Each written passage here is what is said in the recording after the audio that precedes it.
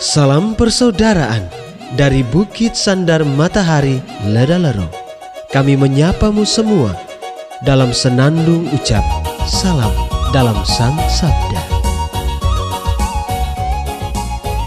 Bacaan Injil dan Renungan hari ini, edisi 2 Februari 2023, Kamis, Pekan Biasa keempat. Pesta Yesus dipersembahkan di Bait Allah, disusun dan dibawakan oleh Frater Steri Pantas SVD. Selamat mendengarkan.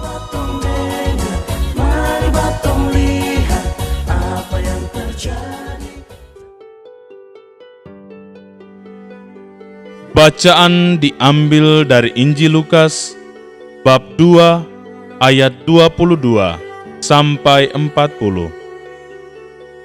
Ketika genap waktu pentahiran menurut hukum Taurat Musa, Maria dan Yosef membawa anak Yesus ke Yerusalem untuk menyerahkannya kepada Tuhan, seperti ada tertulis dalam hukum Tuhan. Semua anak laki-laki sulung harus dikuduskan bagi Allah. Juga mereka datang untuk mempersembahkan kurban menurut apa yang difirmankan dalam hukum Tuhan, yaitu sepasang burung tekukur atau 2 ekor anak burung merpati. Waktu itu adalah di Yerusalem seorang bernama Simeon. Ia seorang yang benar dan saleh hidupnya, yang menantikan penghiburan bagi Israel. Roh Kudus ada di atasnya, dan kepadanya telah dinyatakan oleh Roh Kudus bahwa ia tidak akan mati sebelum ia melihat Mesias, yaitu Dia yang diurapi Tuhan. Atas dorongan Roh Kudus, Simeon datang ke Bait Allah. Ketika anak Yesus dibawa masuk oleh orang tuanya untuk melakukan kepadanya apa yang ditentukan hukum Taurat, Simeon menyambut anak itu dan menatangnya sambil memuji Allah, katanya, "Sekarang Tuhan, biarkanlah hamba-Mu ini pergi dalam damai sejahtera, sesuai dengan firman-Mu, sebab mataku telah melihat keselamatan yang daripada-Mu, yang telah Engkau sediakan di hadapan segala bangsa, yaitu terang yang menjadi penyataan bagi bangsa-bangsa lain, dan menjadi kemuliaan bagi umat-Mu, Israel." Yusuf dan Maria amat heran akan segala sesuatu yang dikatakan tentang anak Yesus. Lalu Simeon memberkati mereka dan berkata kepada Maria, ibu anak itu, "Sesungguhnya anak ini ditentukan untuk menjatuhkan atau membangkitkan banyak orang di Israel, dan untuk menjadi suatu tanda yang menimbulkan perbantahan, dan suatu pedang akan menembus jiwamu sendiri, supaya menjadi nyata pikiran hati banyak orang." Ada juga di situ seorang nabi perempuan, anak Fanuel dari suku Asyer, namanya Hana. Ia sudah sangat lanjut umurnya. Sesudah menikah, ia hidup 7 tahun bersama suaminya, dan sekarang ia sudah janda, berumur 84 tahun. Ia tidak pernah meninggalkan Bait Allah, dan siang malam beribadah dengan berpuasa dan berdoa. Pada saat anak Yesus dipersembahkan di Bait Allah, Hana pun datang ke Bait Allah dan bersyukur kepada Allah, serta berbicara tentang anak Yesus kepada semua orang yang menantikan kelepasan untuk Yerusalem. Setelah menyelesaikan semua yang harus dilakukan menurut hukum Tuhan, kembalilah Maria dan Yusuf serta anak Yesus ke kota kediamannya, yaitu kota Nazaret di Galilea. Anak itu bertambah besar dan menjadi kuat, penuh hikmat, dan kasih karunia Allah ada padanya. Demikianlah sabda Tuhan. Terpujilah Kristus. Bapak, Ibu, saudara dan saudari, pencinta Sang Sabda yang terkasih. Renungan kita hari ini berjudul Menjadi Cahaya Bagi Sesama. Hari ini, 40 hari setelah pesta Natal, gereja merayakan pesta Yesus dipersembahkan di Bait Allah. Kepada kita telah diperdengarkan Injil suci yang mengisahkan peristiwa Yesus dipersembahkan di Bait Allah. Dasar persembahan ini adalah ketentuan hukum Musa, yakni bahwa setiap anak sulung laki-laki harus dikuduskan bagi Tuhan. Anak sulung laki-laki itu sebagai milik Tuhan sendiri, anugerah Tuhan yang harus dikembalikan lagi kepadanya. Lalu, apa arti pesta ini bagi kita umat Kristen? Pesta Yesus dipersembahkan di Bait Allah mengingatkan dan menyadarkan kita bahwa Yesus adalah anak sulung Bapa yang diutus ke tengah dunia untuk memancarkan terang dan mewartakan keselamatan kepada umat manusia. Yesus sebagai anak sulung Bapa hadir dan selalu ada bersama kita untuk menarik kita dari kegelapan dosa dan mengantar kita kepada keselamatan.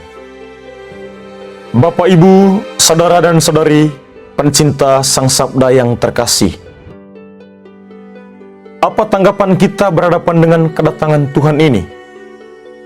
Hemat saya, ada satu tokoh yang menarik yang ditampilkan dalam kisah Yesus dipersembahkan di Bait Allah, yakni Simeon.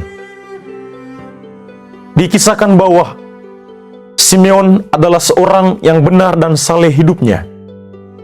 Ia dipenuhi oleh Roh Kudus, dan kepadanya dinyatakan bahwa ia tidak akan mati sebelum melihat Mesias, yaitu Yesus yang diurapi oleh Tuhan. Ketika Simeon bertemu dengan Yesus, dia mengalami penghiburan dan kebahagiaan yang begitu luar biasa. Sambil menatang Yesus, ia mengatakan, "Sekarang Tuhan, biarkanlah hamba-Mu ini pergi dalam damai sejahtera, sesuai dengan firman-Mu, sebab mataku telah melihat keselamatan yang datang daripada-Mu, yang telah Engkau sediakan di hadapan segala bangsa, yaitu terang yang menjadi penyataan bagi bangsa-bangsa lain dan menjadi kemuliaan bagi umat Israel." Bapak, Ibu, saudara dan saudari, pencinta Sang Sabda yang terkasih, ungkapan hati dari Simeon di atas menggambarkan bahwa Simeon betul-betul mengenal Yesus sebagai utusan Bapa, dan dia percaya bahwa Yesus adalah terang yang datang dari Bapa untuk memancarkan keselamatan kepada bangsa-bangsa. Ini adalah bukti iman yang luar biasa. Bapak, Ibu, saudara dan saudari, pencinta Sang Sabda yang terkasih, mari kita belajar dari Simeon. Kita diajak untuk sungguh mengenal dan mengalami Yesus dalam hidup kita. Kita harus menyadari kehadirannya dalam seluruh proses ziarah hidup kita. Kita percaya Yesus adalah cahaya yang memancarkan kebaikan. Dia menarik kita dari kegelapan dosa dan mengantar kita kepada keselamatan. Karena itu, seperti dirinya yang adalah cahaya yang memancarkan terang kebaikan, mari kita berusaha untuk menjadi cahaya bagi sesama yang selalu memancarkan kebaikan dan kebajikan. Allah Bapa yang Maha Kuasa, kami bersyukur kepadamu karena Engkau telah mengutus Putramu Yesus sebagai cahaya yang memancarkan terang keselamatan kepada kami. Bantulah kami untuk mencontohinya dalam kehidupan kami sehari-hari. Bantulah kami untuk mampu menjadi cahaya yang memancarkan terang kepada sesama kami melalui kebaikan dan kebajikan yang kami lakukan setiap hari. Amin.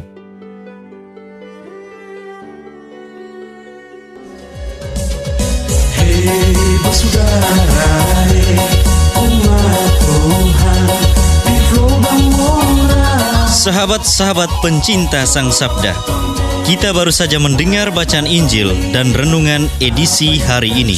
Sampai jumpa kembali pada edisi berikut. Terima kasih kepada Divisi Kerohanian website Seminari Tinggi Santo Paulus Ledalero. Semoga Sang Sabda menjiwai seluruh pengalaman hidup kita hari ini. Tuhan memberkati kita sekalian. Amin. Dalam satu hati, di dalam kasih Yesus. Mari dengarkan sapaan sabda dari komunitas Seminari Tinggi Santo Paulus Ledalero setiap hari Senin sampai dengan Sabtu di www.seminariledalero.org. Sampai labuan bajo, subat tumbuh bagus. Mari batuk siram dengan air kasih supaya labuan